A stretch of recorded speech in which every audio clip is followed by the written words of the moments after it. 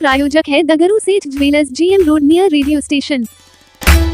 AIIMS निर्माण को लेकर हलचल हुआ तेज। 12 फरवरी के बाद केंद्रीय टीम पहुंची फिर दरभंगा, 2 स्थलों का किया औचक निरीक्षण। दरभंगा में एम्स निर्माण को लेकर हलचल तेज हुआ है।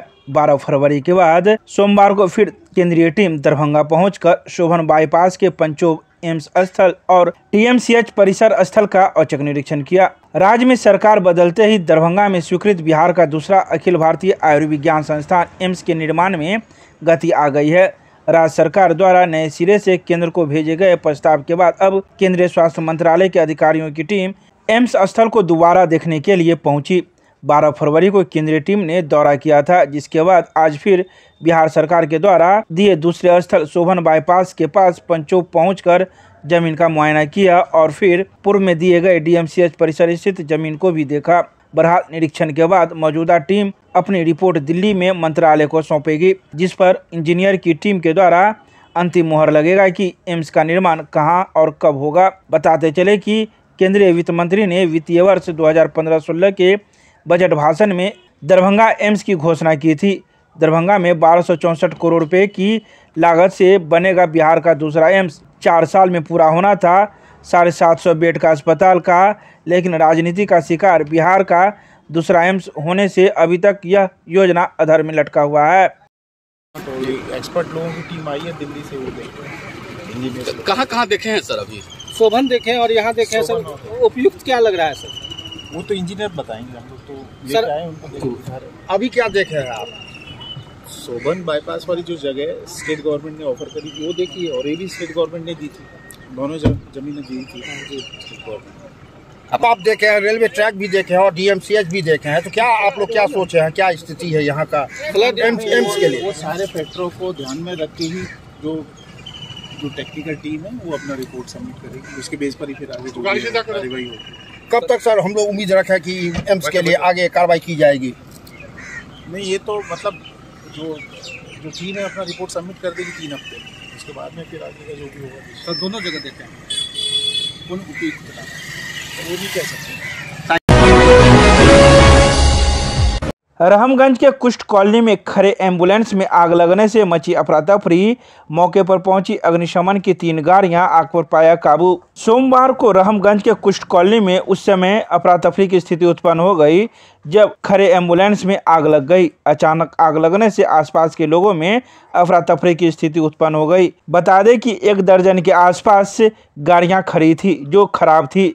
सभी गाड़ियां खराब होने की वजह से इस कुष्ठ कॉलोनी में लगी हुई थी। अचानक उसमें आग लग गई। यह आग कैसे लगी यह कोई भी बताने से परहेज करता नजर आया। वहीं मोहल्ले वासियों ने अग्निशमन को इसकी सूचना दी।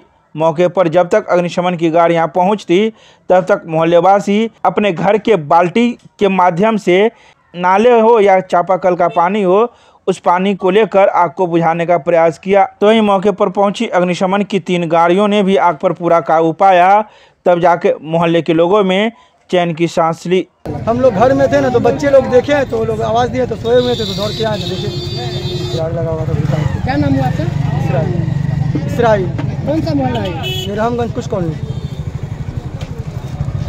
आग लगा, बैठे हुए थे, धुआं लगा तो पता चला। धुआं लगा था? कैसे आग लगाई बता सकते हैं? ये नहीं बता सकते। आपका नाम क्या हुआ? मोहम्मद निजामुद्दीन। आप रहते कहाँ पे?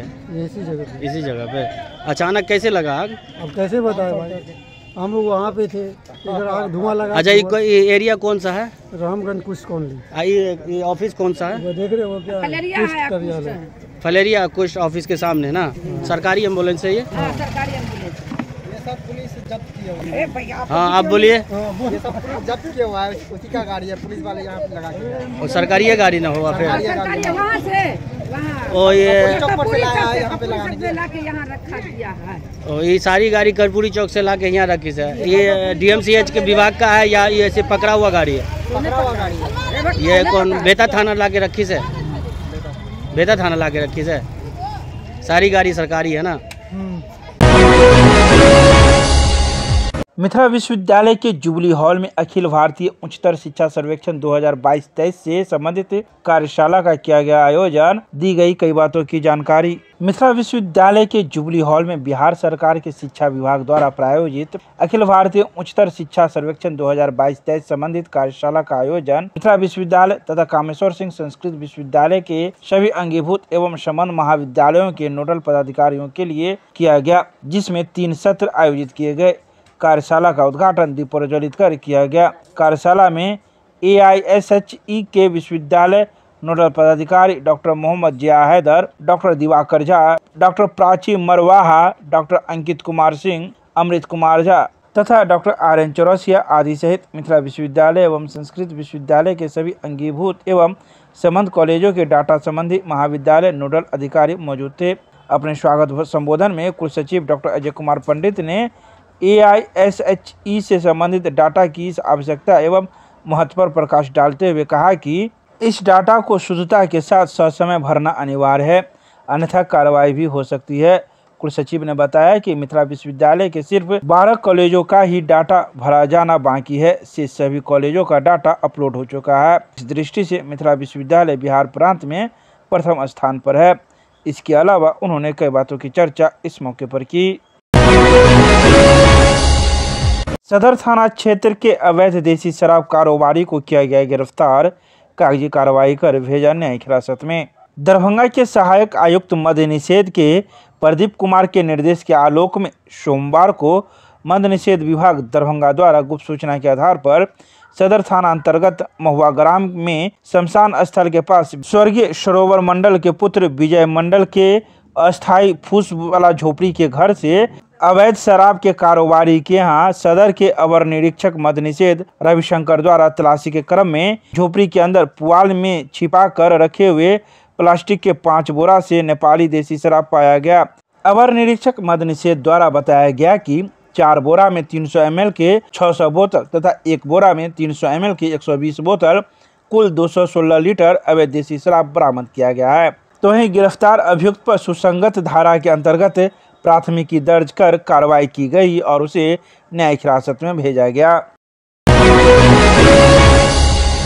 दरभंगा इंजीनियरिंग कॉलेज द्वारा बीटेक के स्टूडेंट के लिए ड्रोन एवं अलाइड टेक्नोलॉजी पर 6 दिवसीय बूट कैंप की हुई शुरुआत। सोमवार को दरभंगा इंजीनियरिंग कॉलेज में ड्रोन एवं अलाइड टेक्नोलॉजी पर 6 दिवसीय बूट कैंप की शुरुआत हुई है। इस 6 दिवसीय कार्यक्रम का उद्देश्य हाल ही में बीटेक स्नातकों को त्वरित रूप से बदरी ड्रोन प्रौद्योगिकी के क्षेत्र में कटिंग एज कौशल और ज्ञान प्रदान करना है। Centre for development and advance computing Patna college के ट्रेनिंग एवं प्लेसमेंट विभाग तथा स्टार्टअप सेल द्वारा संयुक्त रूप से यह आयोजित किया गया। इस बूट कैंप में विभिन्न पक्षों पर ड्रोन प्रौद्योगिकी, विभिन्न पहलुओं पर विशेषज्ञों और उद्योग के पेशेवरों के साथ गहरा व्यायाम और प्रशिक्षण प्रदान किया जाएगा। WITI एवं राजकीय ITI में अग्निशामक सुरक्षा से संबंधित कार्यशाला का किया गया आयोजन। दी गई कई बातों की जानकारी। महिला औद्योगिक प्रशिक्षण संस्थान दरभंगा एवं राजकीय औद्योगिक प्रशिक्षण संस्थान दरभंगा में अग्निशामक सुरक्षा से संबंधित कार्यशाला का आयोजन सोमवार को किया गया। इस कार्यशाला का संचालन अजय कुमार अनुदेशक के द्वारा किया गया। उन्होंने इस मौके पर उपस्थित महिला औद्योगिक प्रशिक्षण संस्थान एवं राजकीय औद्योगिक प्रशिक्षण संस्थान के सभी प्रशिक्षणार्थियों को विस्तार पूर्वक आग के प्रकार तथा आग से सुरक्षा के बारे में बताया। प्रशिक्षणार्थियों के बीच में यह भी बताया गया कि हमारे दैनिक जीवन में आग का कितना महत्व है तथा थोड़ी सी लापरवाही के चलते आग से कितनी बड़ी दुर्घटनाएं हो सकती है। इसलिए हम सभी को आग के प्रकार एवं उसके बुझाने के तरीके अच्छी तरह मालूम रहना चाहिए। इसके अलावा उन्होंने कई बातों की जानकारी इस मौके पर दी।